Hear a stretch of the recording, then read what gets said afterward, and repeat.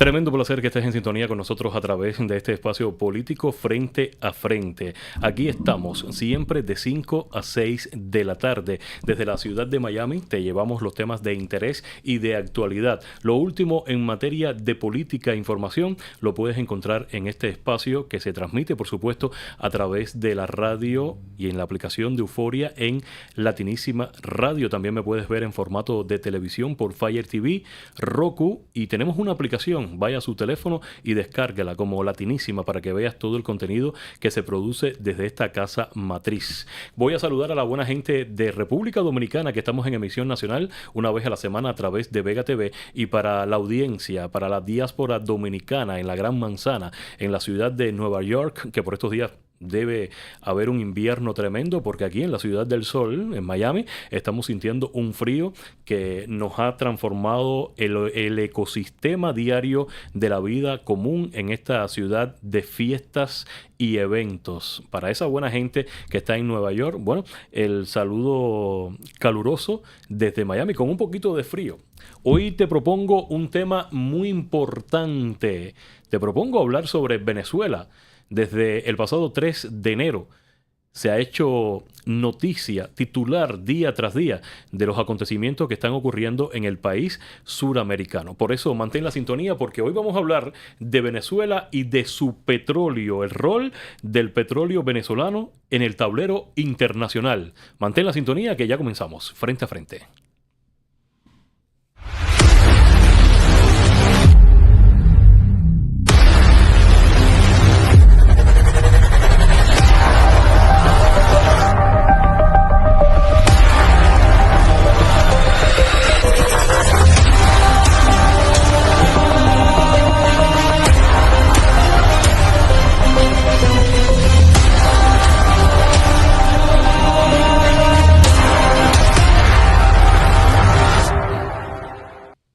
Petróleos de Venezuela, PDVSA, como se conoce por sus siglas, fue durante décadas una de las empresas petroleras más importantes del mundo. Una compañía estatal que no solo producía y exportaba crudo, sino que sostenía gran parte de la economía del país suramericano de Venezuela. Financiaba también el desarrollo del país y era reconocida internacionalmente por su nivel técnico y profesional. Pero ¿qué ocurrió con esta compañía petrolera que en su momento traía 3 millones de barriles de crudo, y cuando llegó el chavismo, la izquierda dirigida por el castrismo cubano, bueno, empezaron a tener defectos, mala producción, y llevar a la empresa PDVSA por sobre todas las cosas a un fracaso total? Hoy voy a conversar con un experto que lo conocí precisamente aquí en el programa a través de un periodista venezolano.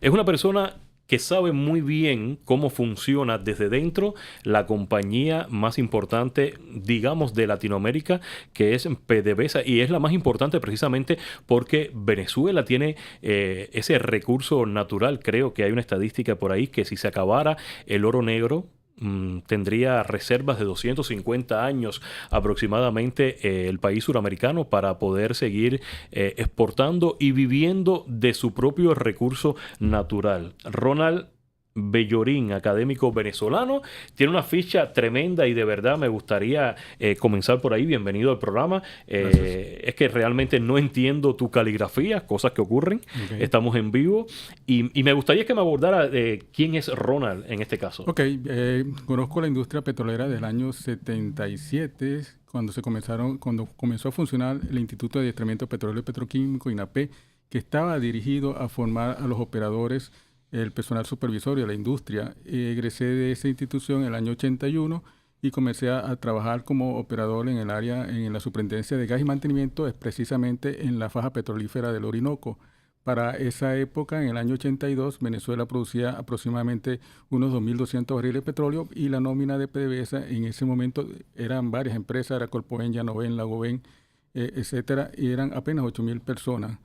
Y ya Venezuela se vislumbraba ya como un potencial humano, con potencial humano para desarrollar lo que es la industria petrolera. Posteriormente comencé a trabajar también en la construcción de lo que se llama el criogénico de San Joaquín, y ahí fui a la universidad. Cuando regreso a PDVSA en el año 90, ya la cosa como que estaba cambiando, ya no había esa mística, esa cuestión de que habíamos heredado de la Standard Oil, de la Soconi, y ya PDVSA ya tenía 14.000 trabajadores y bueno, comenzamos ya, pero era la más importante, era la empresa más importante y obviamente hubo la catástrofe cuando el chavismo se apoderó de la empresa que la desvalijó completamente allí. Y por ahí comenzamos. De verdad que tienes una hoja o un currículum bastante amplio con todo lo que representas, ¿no? Para el sector petrolero de Venezuela específicamente. Y quiero comenzar por ahí,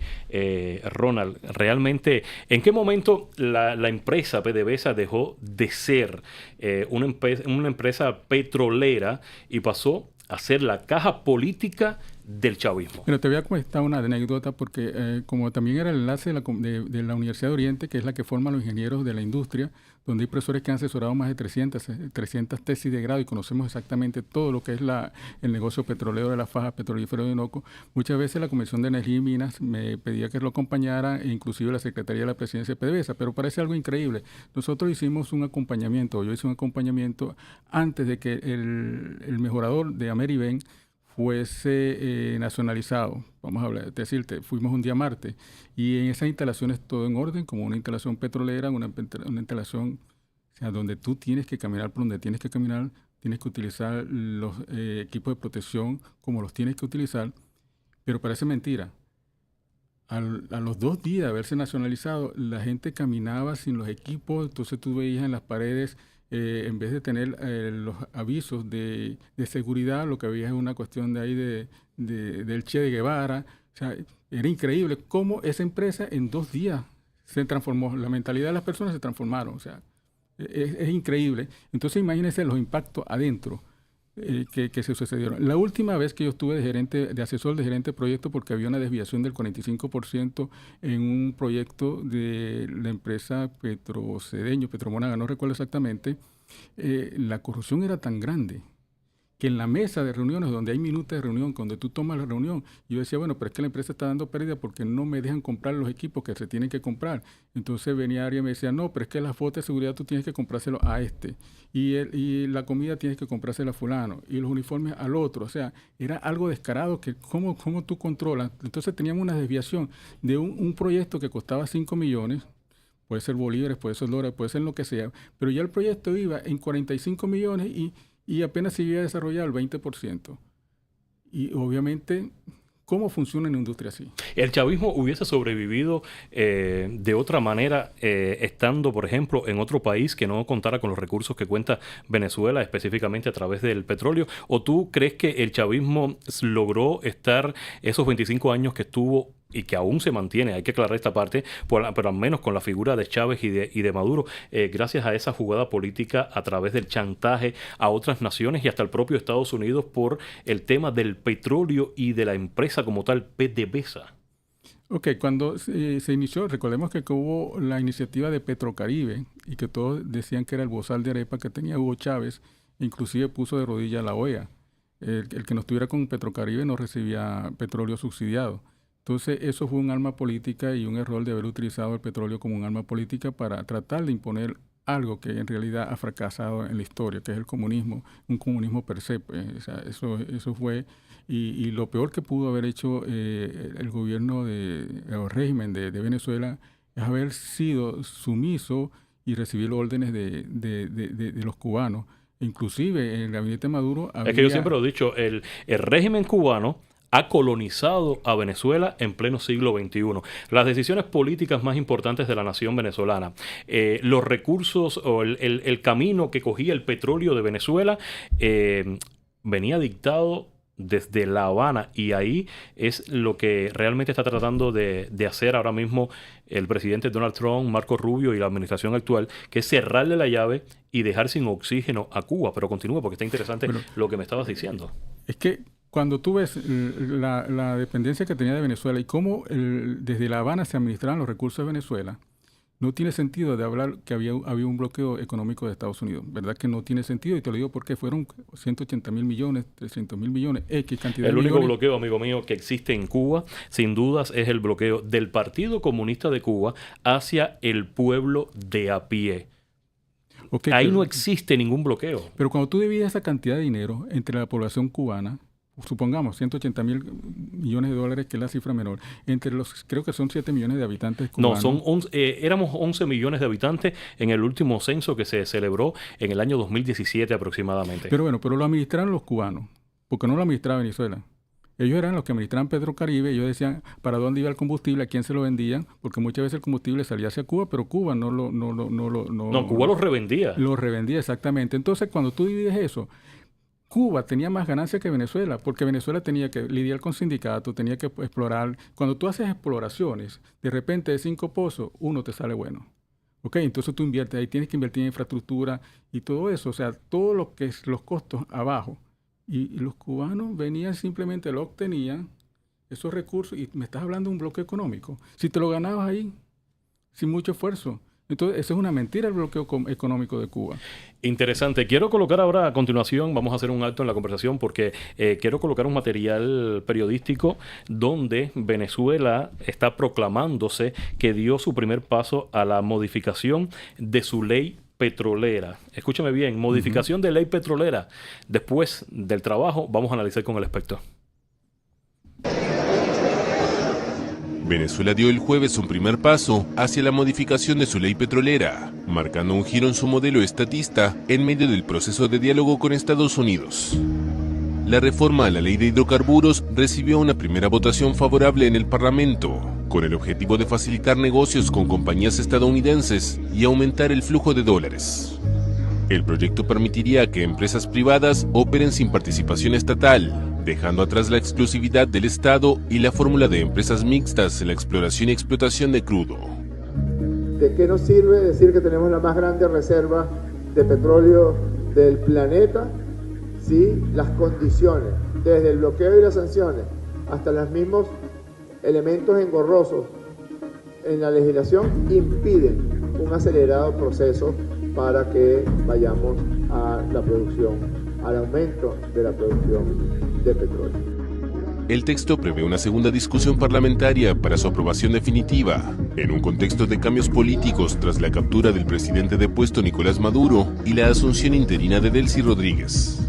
Desde entonces el gobierno ha firmado acuerdos petroleros y liberado presos políticos, mientras Estados Unidos mantiene contactos tanto con el oficialismo como con la oposición.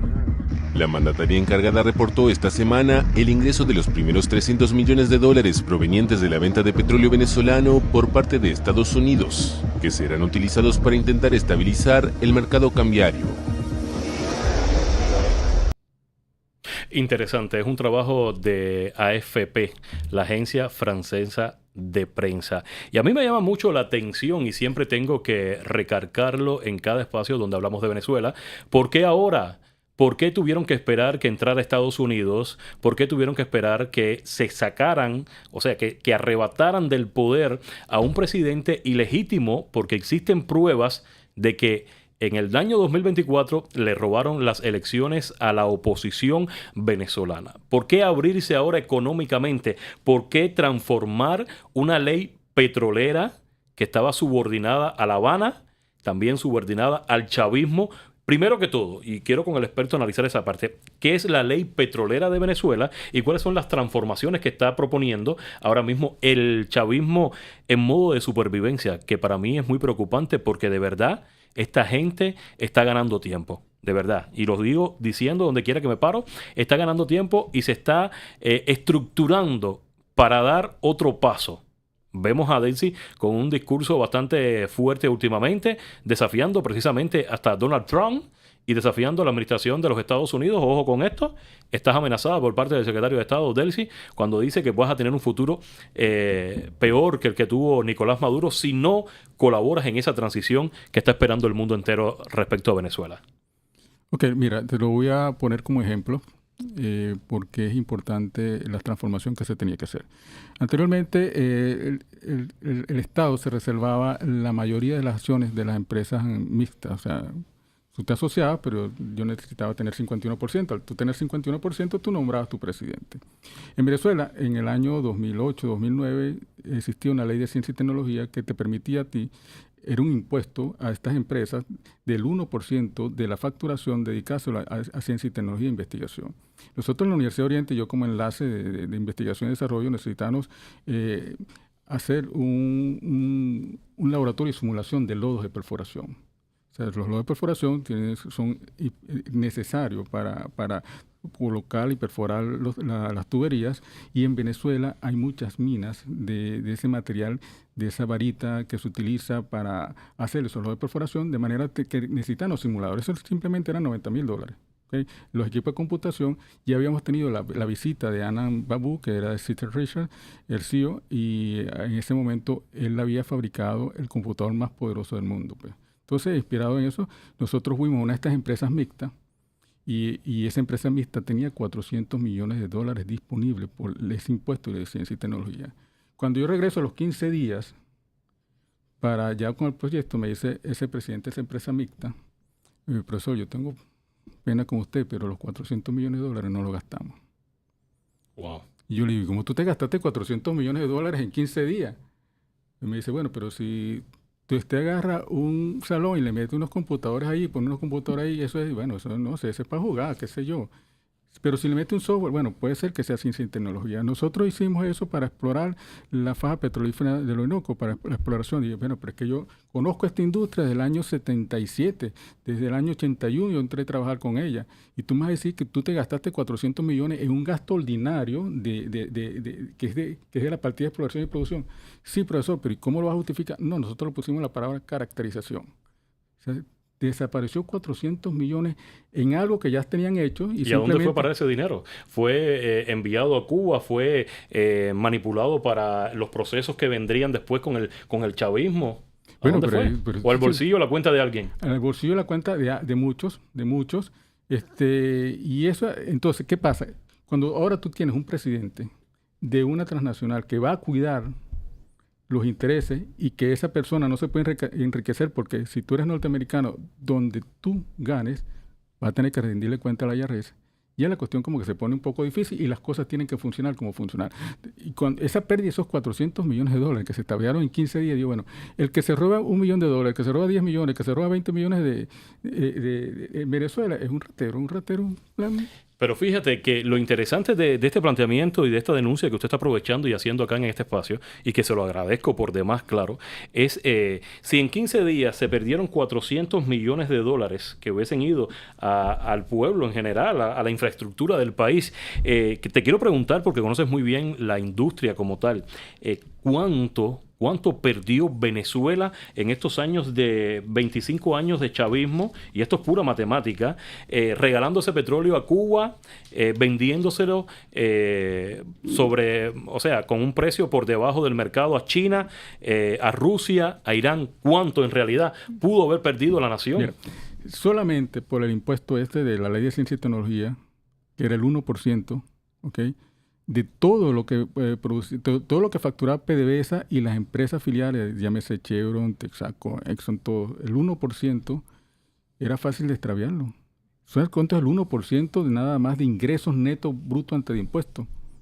Que nadie sabe dónde está. Que eso era algo fácil porque tampoco tenía doliente. O sea, nada más por ahí, imagínate los ingresos millonarios que tuvieron esas personas. Nadie sabe dónde está, no. Puede que esté en las caletas que tenga Diosdado Cabello, en las cuentas que tenga Nicolás Maduro, hasta en las hijas de Chávez, la familia de Chávez. Bueno, es que eso daba para darle a todo el mundo, hasta los generales, a todo el mundo. O sea, es que allí, o sea, te vuelvo y te repito, o sea, $400 millones para mí ahorita es una pequeñez. Para lo que se robaron, para lo que desviaron, para lo que debieron haberlo invertido. O sea, cuando uno escucha, y esto es bueno para la audiencia, cuando uno escucha $400 millones, uno como ser humano, como un asalariado más en este mundo tan globalizado, uno cree que es mucho dinero. Pero para el presupuesto de un Estado, $400 millones, yo creo que no representa ni el 0.01% de ese presupuesto. Y hay que dejarlo muy bien claro. Pero $400 millones desviarse en 15 días, señores. La izquierda es eso. La izquierda es corrupción. Y lamentablemente nosotros en Latinoamérica no hemos aprendido y no hemos podido superar que todos nuestros gobiernos son corruptos. Por eso es que Latinoamérica sigue siendo tercermundista. Sí, y mira, y otro dato importante, en unos acompañamientos que yo iba a entrar en una oficina y iba, obviamente, como acompañando a la Secretaría de la Presidencia de PDVSA y la Comisión de Gemina, y me dijeron, no podemos entrar allí. Y bueno, pero es que, ¿cómo es que no podemos entrar a esa oficina? No, ahí es que están los bielorrusos. Los rusos, no, los bielorrusos. Era un grupo de geólogos en una oficina, en todo el piso, estudiando todos los recursos que tiene Venezuela. Y nosotros, los venezolanos, no podíamos entrar allí, a esa oficina.